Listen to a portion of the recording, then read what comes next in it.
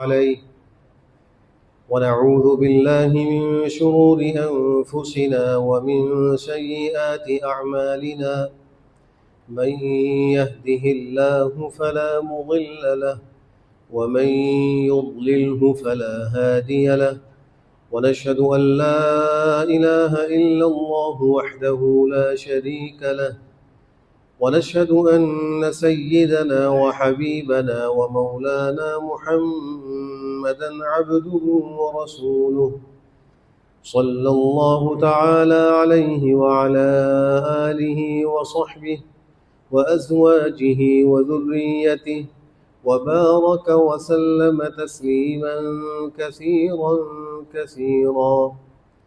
أما بعد فأعوذ بالله من الشيطان الرجيم. بسم الله الرحمن الرحيم. يا أيها الذين آمنوا بالله ورسوله والكتاب الذي أنزل من قبله ومن يكفر بالله وملائكته وكتبه ورسله واليوم الآخر فقد ضل ضلالا بعيدا.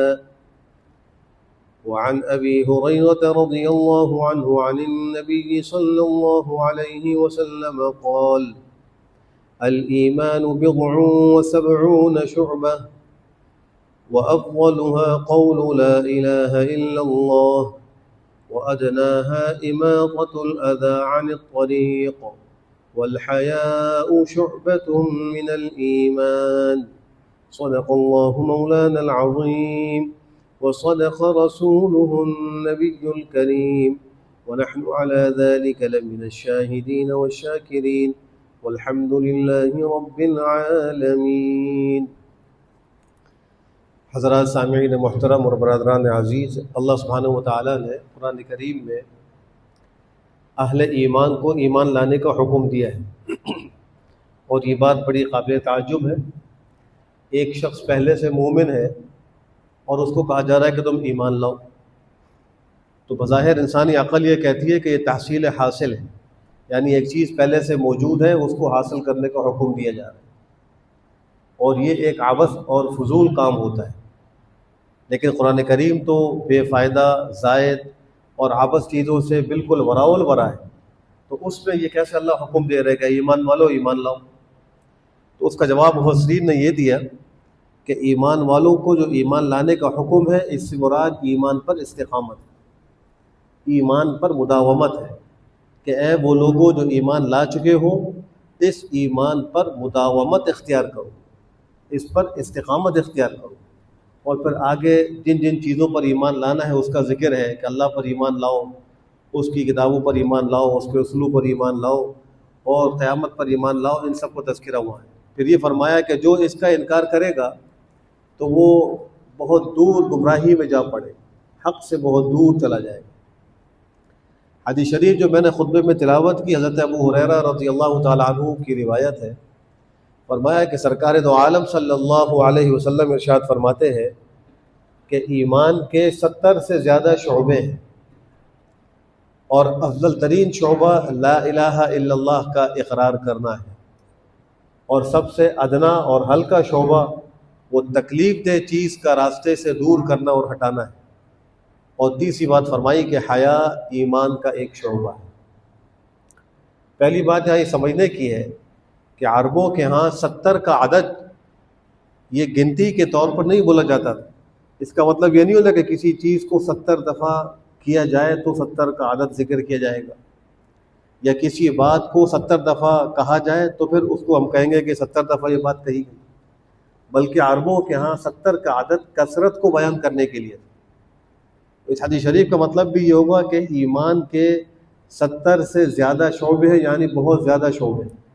70 شعبوں کو بیان کرنا مقصود نہیں، بلکہ کثرت سے ایمان کے احکام اور شعبوں کو بیان کرنا مقصود ہے۔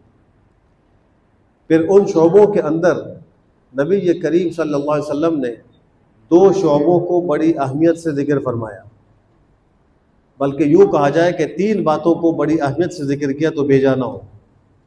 پہلی بات یہ ہے کہ لا الہ الا اللہ کا کہنا، یہ ایمان کے بیان میں آ چکا ہے کہ لا الہ الا اللہ کا کہنا ایمان کا سب سے عظیم شعبہ ہے، اور یہ وہ شعبہ ہے کہ اس کو اختیار کرنے سے انسان ہمیشہ کی جہنم سے بچ جاتا ہے اور جنت کا مستحق ہو جاتا ہے، کفر و گمراہی کی تاریکیوں سے نکل آتا ہے اور نور ایمانی کے اندر داخل ہو جاتا ہے۔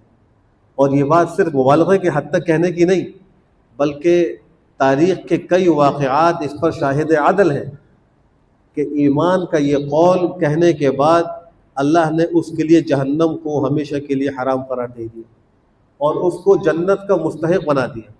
قرآن کریم کی بے شمار آیتیں اس پر دلیل ہے۔ اللہ کہیں فرماتے ہیں کہ وہ لوگ جو ایمان لائے، جنہوں نے اچھے اچھے اعمال کیے، وہ جنت والے ہیں، اس میں ہمیشہ رہے۔ حدیث شریف میں بھی اس موضوع پر کئی روایتیں موجود ہیں۔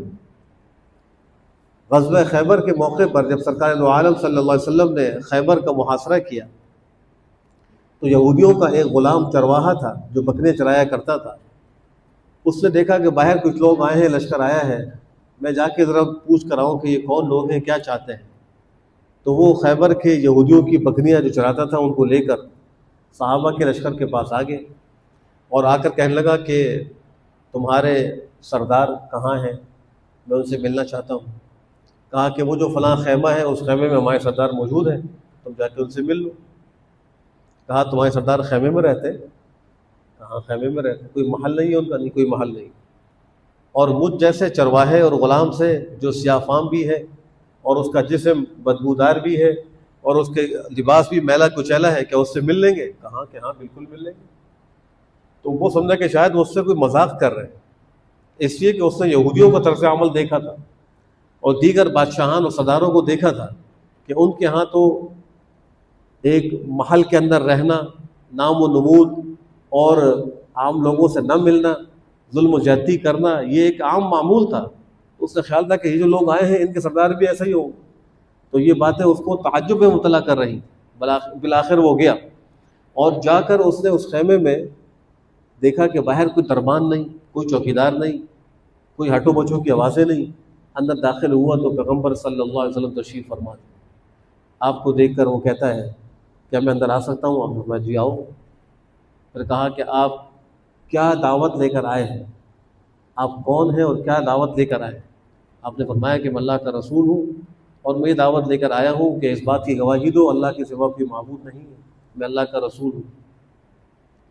اس نے کہا اچھا، اگر آپ یہ دعوت لے کر آئے ہیں اور میں آپ کی یہ دعوت قبول کر لوں تو مجھے کیا حقوق حاصل ہوں؟ آپ نے فرمایا کہ تم کو وہ سارے حقوق حاصل ہوں گے جو ایک مسلمان کو حاصل ہوتے ہیں، ہم تم کو سینے سے لگائیں گے اور کل قیامت میں تم کو اللہ جہنم سے بچا کر جنت میں داخل کرے۔ تو اس غلام اور چرواہے کو بڑا تعجب ہوا، اس نے کہا کیا آپ مجھ کو سینے سے لگائیں گے؟ آپ تو سردار ہیں، بادشاہ ہیں۔ کہا جی ہاں بالکل، ہم آپ کو سینے سے لگائیں۔ اور کیا کل میں آخرت میں اپنے اس کالے جسم کے ساتھ، اس کالے رنگ کے ساتھ، اس بدبودار لباس کے ساتھ داخل ہوں گا جنت میں؟ آپ نے فرمایا کہ بالکل، اللہ تمہاری سیاہی کو سفیدی سے، تمہاری بدبو کو خوشبو سے تبدیل کر کے تم کو جنت میں داخل کرے۔ تو اس نے اگر آپ اس کی ضمانت لیتے ہیں تو میں گواہی دیتا ہوں اشہد ان لا الہ الا اللہ واشہد ان محمد رسول اللہ، مسلمان ہوں۔ پھر پوچھنے لگا کہ اب میرے لیے کیا حکم ہے؟ آپ نے فرمایا کہ اس وقت نہ تو کوئی نماز کا وقت موجود ہے کہ میں تم کو کہوں یہ نماز پڑھو، نہ رمضان کا مہینہ ہے کہ میں کہوں کہ تم روزے رکھو، نہ تم پہ زکوٰۃ فرض ہے کہ میں کہوں تم زکوٰۃ دو، نہ یہ حج کا موسم ہے کہ میں کہوں حج کرو۔ اس وقت تو ہم یہودیوں سے لڑنے اور جہاد کے لیے آئے ہیں، تم جو ہے ہمارے ساتھ اس جہاد میں شریک ہو جاؤ۔ تو اس نے یہ بکریاں ہیں، یہ آپ رکھ لیں، میں آپ کے حکم کی تعمیل میں یہ کام کرنے کو تیار ہوں۔ آپ نے فرمایا کہ نہیں، یہ بکریاں تو تمہارے پاس امانت ہے اور یہ خیبر کے یہودیوں کی بکریاں ہیں، ہمارے لیے اس کا استعمال جائز نہیں۔ تم جاؤ، پہلا کام یہ کرو کہ ان بکریوں کو شہر کے اندر چھوڑ کر آؤ تاکہ بکریاں اپنے مالکوں کے گھر تک خود چلی جائیں اور مالکوں کو ان کا مال مل جائے، پھر تم ہمارے پاس آؤ۔ یہ ہے وہ اسلام کی حد جو اسلام ہر مسلمان میں چاہتا ہے، حدود کی رعایت۔ یہی کلمہ لا الہ الا اللہ کا سب سے بڑا تقاضا ہے یہ خالی کلمہ جو ہم پڑھتے ہیں، جب ہم ایمان کا دعویٰ کرتے ہیں، یہ کلمہ نہیں، یہ ایک وعدہ اور معاہدہ ہے. اس بات کا معاہدہ ہے کہ اے اللہ ہم صرف آپ کی اطاعت کریں، آپ کی بات مانیں گے، آپ کے رسول کے طریقے پر مانیں گے، آپ کے رسول کی اطاعت کریں گے. یہ اس بات کا ایک معاہدہ ہے، اور یہ ایک حد بندی ہے کہ ہمیں اسلام جس حد تک جانے کی اجازت دے گا ہم وہاں تک جائیں گے، اس سے آگے تجاوز نہیں کریں گے. یہاں دیکھ لیجئے جنگ کا موقع ہے، اور جن سے جنگ ہو رہی ہے ان کا مال ہاتھ میں آ رہا ہے. اگر عام کوئی شخص ہوتا تو وہ کہتا کہ اس وقت تو جنگ ہے، ہم تو ان سے لڑنے کے لیے آئے ہیں، ان کی جان ہمارے لیے حلال ہے تو مال حلال کیوں نہیں ہوا. لیکن یہ پیغمبر کی ذات تھی، یہ صحابہ کا لشکر تھا. وہ جانتے تھے کہ اسلام ہمیں کچھ حد بندیاں ہمارے لیے لگاتا ہے کہ اس کے مطابق نہیں گزارنی ہے.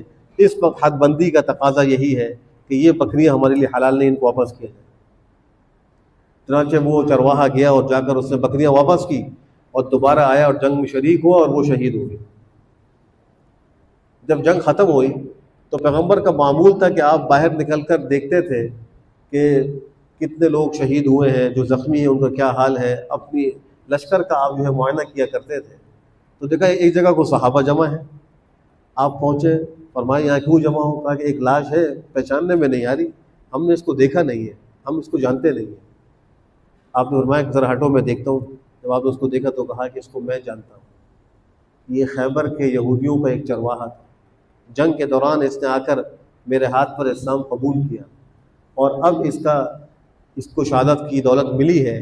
یہ وہ شخص ہے جس نے ایک سجدہ نہیں کیا، 1 روپیہ زکوٰۃ کا نہیں دیا، ایک روزہ نہیں رکھا، لیکن اس وقت میں دیکھ رہا ہوں کہ یہ جنت کے اندر موجود ہے اور جنت الفردوس کے اندر موجود ہے، اور اس کو مشک و عنبر سے غسل دیا جا رہا ہے، اس کو خوشبو سے مہکایا جا رہا ہے. یہ ایمان کا وہ عظیم ترین شعبہ ہے جو اللہ نے ہم کو بغیر استحقاق کے اپنے گھروں میں، اپنے خاندانوں میں عطا کر دیا. اس میں جتنا اللہ کا شکر ادا کریں وہ کم ہے.